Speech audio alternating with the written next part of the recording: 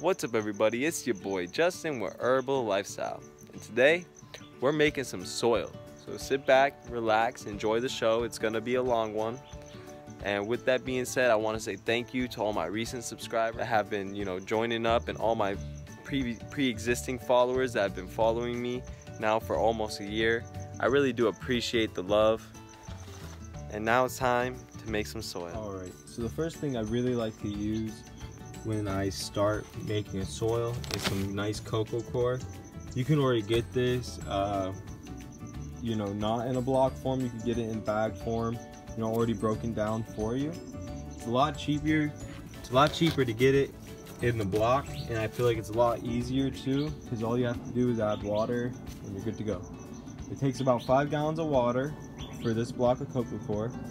Cocoa core is great for retaining moisture, but not retaining too much moisture. So this stuff, once it's all broken down and stuff, it will absorb just enough water that it needs, and it will hold it, and everything else will just drain right out. So it won't hold any more water than what it can contain, which is a really great thing, especially when you're container growing, because the fact that it's going to actually make sure that you never overwater your plants.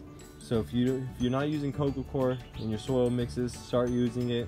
It's a great medium. I really recommend it. It's only like $12 at your local nursery, or probably the same price online. It's pretty even everywhere you go around. About $12–13 for about 11 pounds of this. I believe this is 11 pounds. So there you go.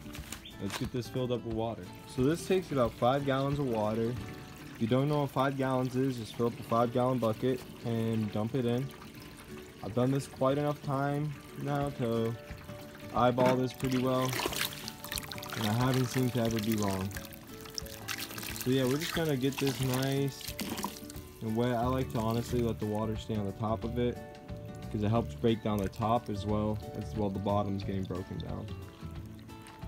So I'll get back to you and show you what this looks like as soon as it's filled up with water. Now we have about 5 gallons of water, and as you can see, it already starts absorbing the water like crazy, and this brick starts swelling up, and it can end up being like this tall if you're not watching it, and then the top won't be wet, but the bottom will just be stacked and really tall. So we're gonna go ahead and break this down, and I'm just gonna use a shovel to do so. You can see it really does just start breaking apart nice and easy. The middle's still going to be nice and hard, but we're going to start separating this around, getting it all in the water. Alright, so we got the cocoa core all mixed up. You can see it retains moisture real well.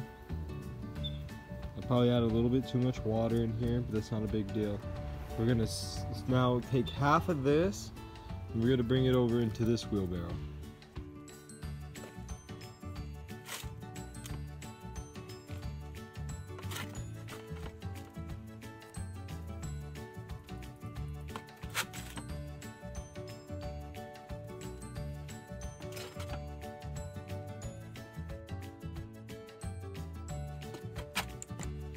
Alright, now we have a wheelbarrow half empty, and we have a wheelbarrow full. We're going to work with the wheelbarrow that's half empty, because we got to fill this up now. Alright, so the next 2 ingredients we're going to add today are perlite and soil. The soil's from a local nursery here in Arizona called Seamus O'Leary's Tropical Fruit Trees, or the Green Life by Seamus O'Leary. I believe each bag is about $8. It's a pretty nice soil. As far as, I would use it to amend a hole because of all the composted mulch in there, and then the lava sand and things like that it has in it.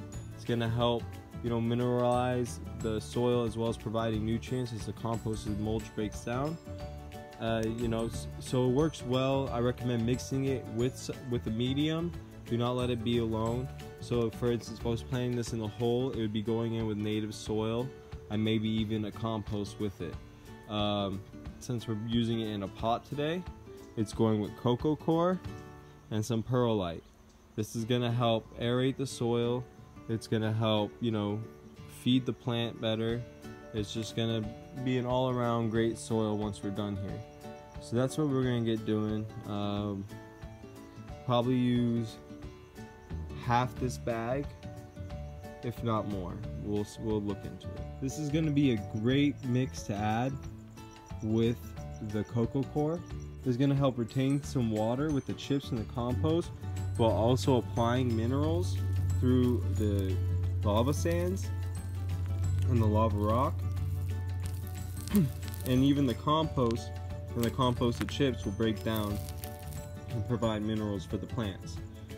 So we're gonna get this mixed in here and we're gonna see how it feels. We're gonna test it and see how much perlite we need to add.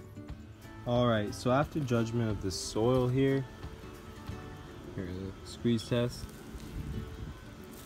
You can see it's very spongy right now. It's not what I would recommend. I'm gonna add some clay to this soil to give it some hold, because it's not really holding other than the cocoa coir. It really is just breaking right apart, and we don't want that. We want some hold to this, so we're gonna add some native clay. So bear with me now. The landscapers on my neighbor's yard are being real active, so we don't want to add too much of this to the soil. We just want to add enough, because this right here, our native soil here in Arizona, is very alkaline. So you can see I try to finally get it in here without adding too much rock mineral. We're gonna mix that in, and then we're gonna also add azomite. That's gonna help thicken this up a bit. All right. Okay, so I added about 2 of these pots of clay. This is native clay, so now I'm gonna show you, what a good handful looks like. You can remember from before, and now, you see? Holds together better. It's more of what I want. It's less of that spongy feel, more of that soil feel. Now we're gonna add some perlite. So perlite's here to aerate your soil. I like to get it not so coarse. I like it kind of clumpy like this. And the reason for it is when it becomes so coarse, it kind of just floats to the top. I've noticed when it's in these bigger clumps, it does a lot better. But yeah, we're gonna mix this all in. I'm gonna show you what this product looks like, and then it's time for some azomite. All right, so now that we have the perlite mixed in, we're gonna add gypsum and azomite. The gypsum is to help with the native clay. It's gonna help break it down. It's gonna break down the calcium in the native clay, so it's not gonna be so alkaline in the end. With that, we're gonna add azomite. This is gonna add a bunch of trace minerals to the soil. This has over 80 trace minerals. So the cool part about azomite is you can literally get a pot and grow directly into it, and it wouldn't harm your plant in any way, shape, or form. You cannot burn your plant adding azomite, so the more the merrier. But with azomite, it is expensive. It's about $1 a pound, so you could get pretty pricey pretty quickly. So use it sparingly, whatever your budget is. I'm gonna add a good amount to here because I still want to thicken up this soil a little bit, and it's gonna really help so I don't have to water so often. All right, so here's the azomite. My azomite has gotten wet, so when it gets wet, if it's all together, it will clump up and become like this rock, but it's easily broken apart. So I'm just kind of blending it to the soil to break it down. You can see just that alone to the soil kind of gives it a rocky, dirty kind of effect. So we're just gonna get this all mixed in. Try not to poke my hands because there's even some of these, but you don't want in your soil. That will produce a tree. This right here will produce a tree, so you don't want that. I have them all over. Neighbor's tree dropped some in my yard. I still am thankful because the tree provides shade for a lot of my plants.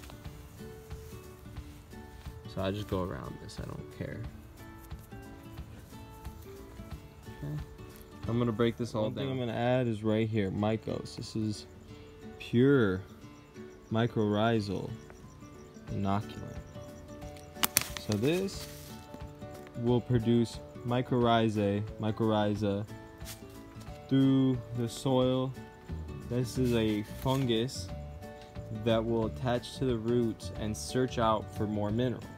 Now, being in a pot, it won't have to search so far. The roots will grow fast. You'll get a lot of action just by adding some of this in there. I really recommend it when you're planting. If you don't already have a bunch of mycelium in your ground and it's not already covered, I mean, you can add this. You can add this even if you do have mycelium.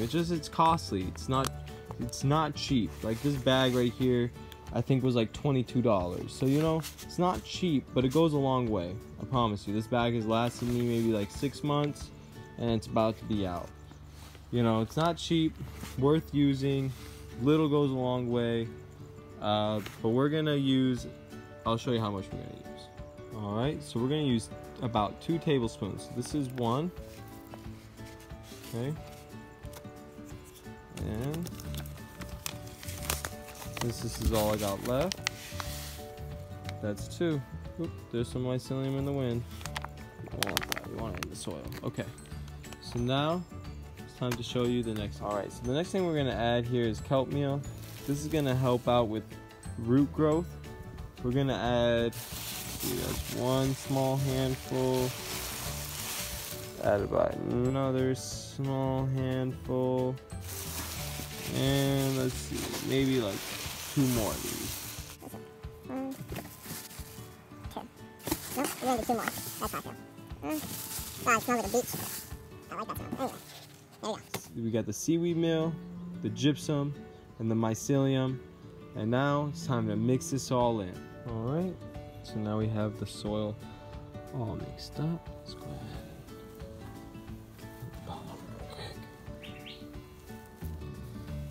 Just kind of mix it around.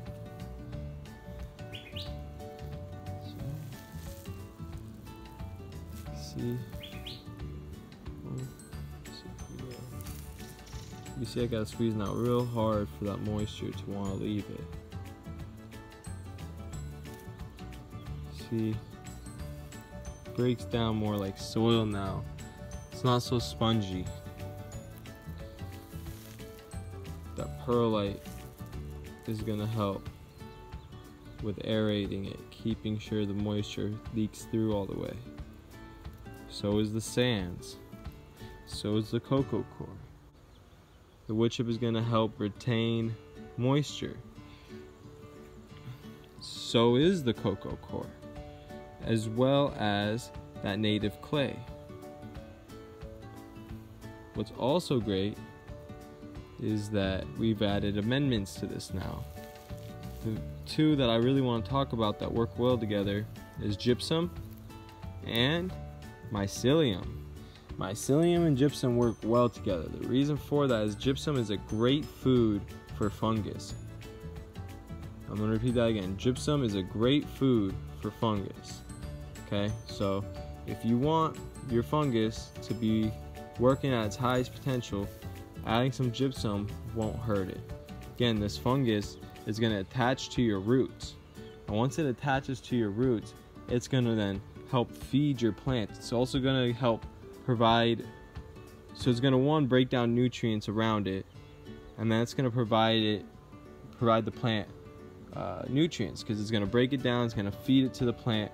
The plant's going to then feed the mycelium oxygen, and then that's just how the cycle works. Mycelium is almost like a human body.